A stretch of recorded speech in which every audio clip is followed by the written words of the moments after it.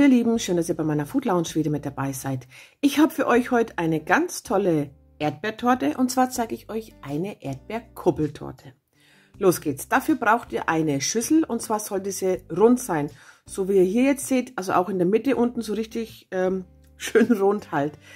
Ich verlinke euch unten in der Infobox, wo ich die her habe. Dann braucht ihr noch Frischhaltefolie, einen Biskuitboden und zwar 2 Stück.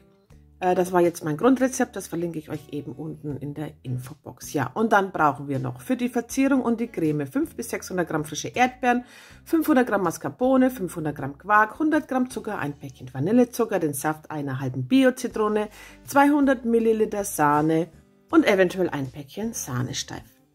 Los geht's. Als allererstes bereiten wir unsere Schüssel vor und zwar die legen wir mit Frischhaltefolie aus. Ganz wichtig, denn sonst bekommt ihr den Kuchen da nicht mehr raus. Und wenn das Ganze zerknittert ist, das macht gar nichts, denn wir legen auf die Frischhaltefolie ja dann die Erdbeeren und dann sieht man dieses Muster nicht an der Creme, denn die Creme kommt da gar nicht hin. Also schön auslegen und zwar so, dass das komplett bedeckt ist.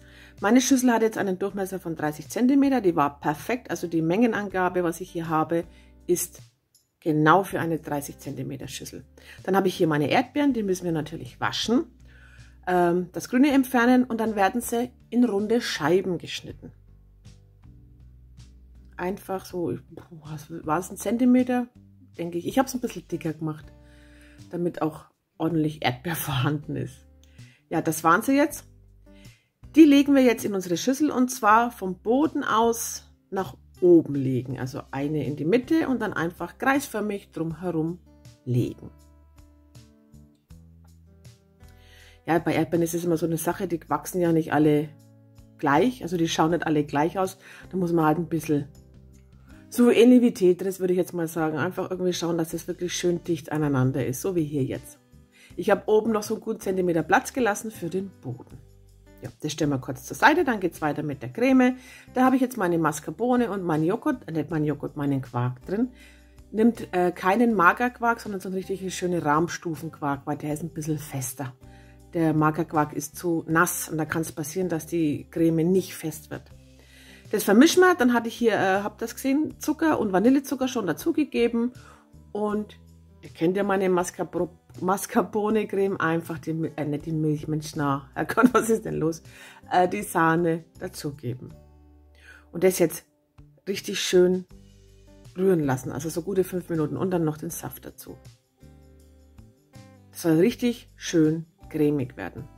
Ja, perfekt, ach, ich liebe die Creme einfach, aber ich glaube, das wisst ihr, gell? Ja, dann bin ich noch mal kurz mit dem Teigschaber durch, also hier sieht man, das ist richtig toll. Sollte auch schon ein bisschen cremig sein, damit man es auch schön verteilen kann in der Form. So, hier habe ich jetzt meine Böden. Der eine hatte einen Durchmesser von 26 cm, den zweiten habe ich mir auf 18 cm zugeschnitten. Und jetzt geht es an Schichten. Als allererstes kommt gut die Hälfte von der Creme auf die Erdbeeren. Schön gleichmäßig verteilen. Muss man vielleicht ein bisschen rumexperimentieren, wann der Boden reinpasst. Also bei mir war es exakt nach der Hälfte von der Creme, dann den Boden drauf und dann kommt der Rest der Creme darauf.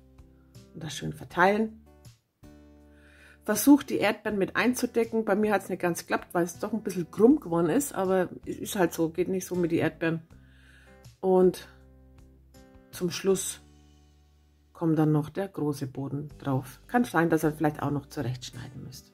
Aber meiner hat exakt gepasst. Also ich fand das echt cool.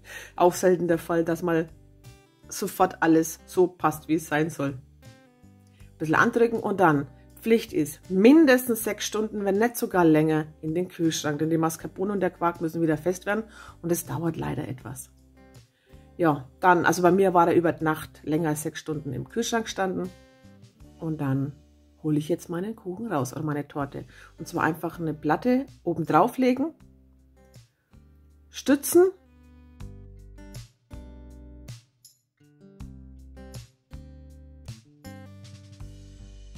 und es geht eigentlich sehr einfach. Dann vorsichtig die Schüssel entfernen, also einfach nur anheben. Und das sieht ja schon toll aus, oder? Ja, voll schön. Dann auch die Folie abziehen. Erschreckt nicht, das ist ein bisschen feucht, ist klar, die Erdbeeren sind nass. einfach runterziehen.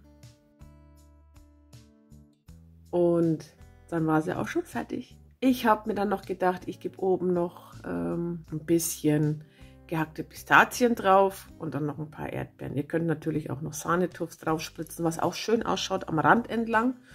Aber ich persönlich wollte jetzt nicht noch mehr Sahne drin haben. Aber es sieht bestimmt auch ganz toll aus. Und ich würde euch noch raten, sie noch mal eine Stunde kühl zu stellen, eben weil die Erdbeeren feucht sind, dass das alles ein bisschen trocknen kann. Und dann habt ihr eine ganz tolle, hübsche Torte. Ja, das war's dann auch von mir. Ich hoffe, dieses Video hat euch gefallen. Wenn ja, lasst mir einen Daumen nach oben da. Abonniert meinen Kanal und wir sehen uns ganz bald wieder. Dann wünsche ich euch noch einen tollen Tag. Bitte bleibt gesund, passt auf euch auf und bis demnächst. Tschüss.